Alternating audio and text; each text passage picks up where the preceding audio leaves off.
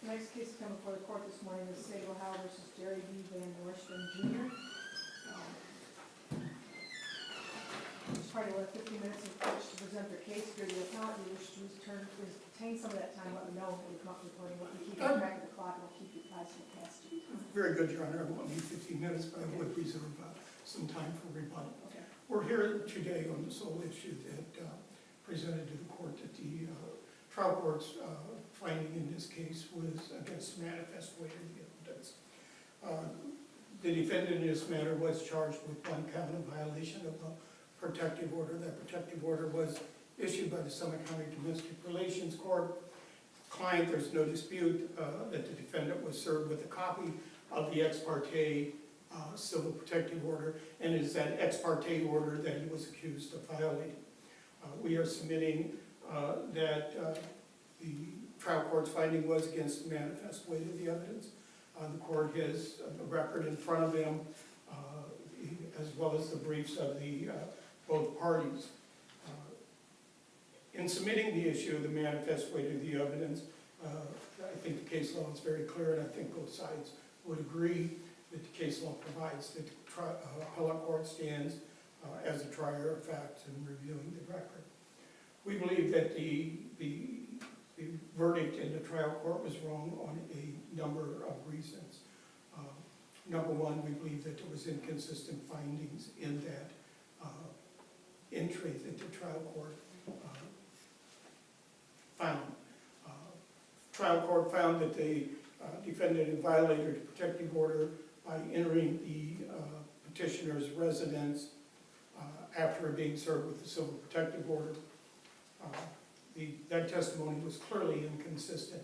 Trial court also found that the defendant's brother is the one that removed mail from the residence at the request of the defendant. We believe that inconsistency warrants a reversal in this matter.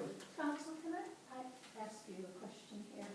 Assuming that you're correct about the inconsistency, would it only have been necessary for the trial court to have found one of the many possible factors enumerated? Well, I think that's clearly correct, Your Honor. But I don't believe that the record supports any of the findings of the many factors that the trial court sets forth. Trial court found, for instance, that the defendant hadn't turned over all the keys to the petitioner. The record supports that the defendant had in fact done that his brother, who resided in the residence, was the individual that had the keys, not the defendant. So I think that the record doesn't support any of the findings that the trial court made, including that. But finding on any one of the factors would be sufficient. So I think, again, we are asking the court to overturn the verdict of the trial court, and I waive the balance of my time and reserve the time for rebuttal. Thank you. 5 minutes, sir.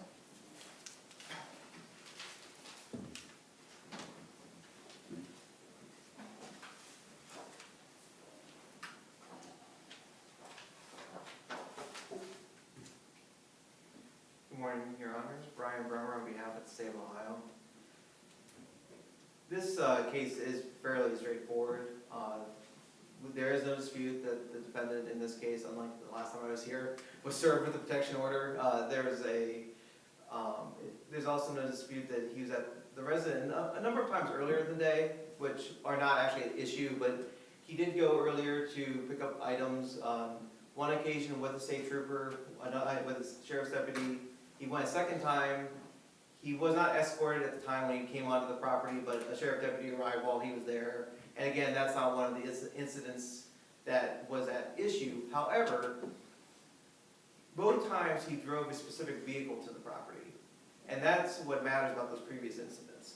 Because the facts of this case are CT, who is the victim, she's the person who got the CPO against Mr. VanNorstran.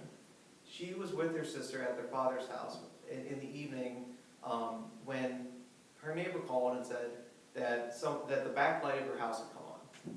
She drove back to her house with her sister, and they saw the vehicle Mr. VanNorstran had been driving previously that day parked in their driveway. They drove down the street a little bit, they stopped and they watched the house. Mr. VanNorstran exited the house and got into the vehicle and started driving towards them.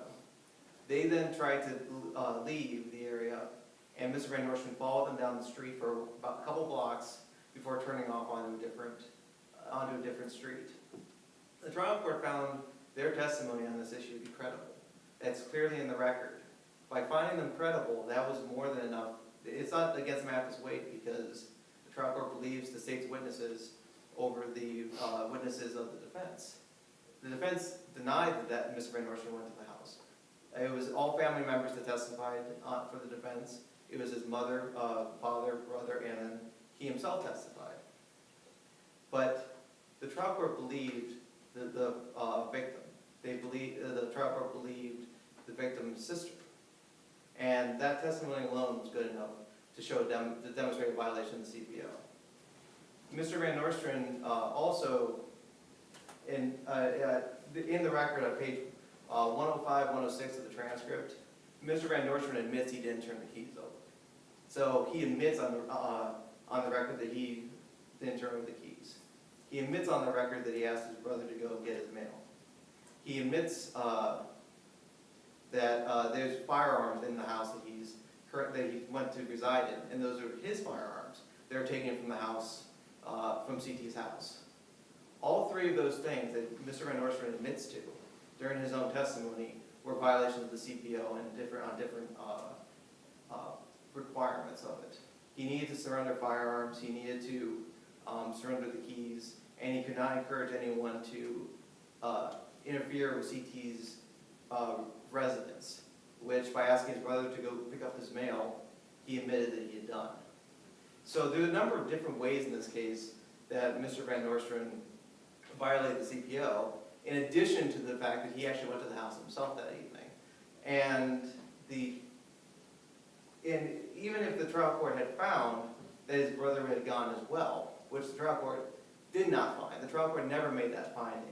The trial court made a comment in its recitation of facts about what was testified to by Mr. VanNorstran's family members, but the trial court itself never found that Mr. VanNorstran's brother was at the house. It merely found that he had asked him to go. Even if the trial court had made that finding, though, that would not be inconsistent. Just because they saw one person at the house, Mr. VanNorstran's own testimony indicated at least two people were at the home. They claimed it was the brother and the father, but it very well could have been the brother and Mr. VanNorstran. But again, this is all really outside of what is necessary for manifest weight. In this case, the testimony was believed of the victim, and that was enough to demonstrate a violation of the CPO. And Mr. VanNorstran admitted to two, or at least two other violations in his own testimony when he gave it. So under the circumstances, the state believes that this is a fairly clear-cut case, and Mr. VanNorstran's assignment of error should be overruled, and the decision of the admissible court is to be affirmed. Thank you. We have 5 minutes, sir. Thank you, Your Honor. Very briefly, the state in here this morning and in its brief has dwelled extensively on the defendant going to the residence on 2 different occasions prior to the alleged incident. In both times, he was accompanied by a police officer. He was not, that is not a relevant fact in that he was not charged with violation of the protective order as a result of going there. He went there to get personal property, which was permitted under the terms of the protective order.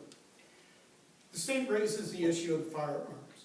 The defendant, or excuse me, the petitioner's own testimony was that she requested, when the Summit County Sheriff deputy served the ex parte order on the defendant, the petitioner requested that he be permitted to remove the firearms from the residence because the defendant's brother, who was a convicted felon, lived at the residence. And she did not want those firearms in the residence based upon a felon, the defendant's brother, living in the residence.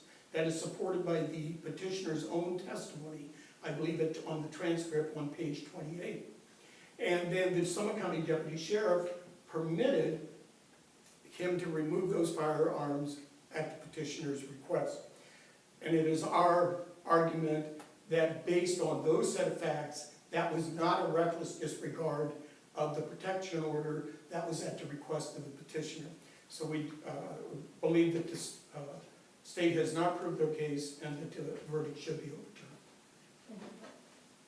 Thank you both for your presentations today. The court will take the matter under advisement and issue a written decision which will be held on both sides as well as posted to our website and the Supreme Court. Thank you, Your Honor.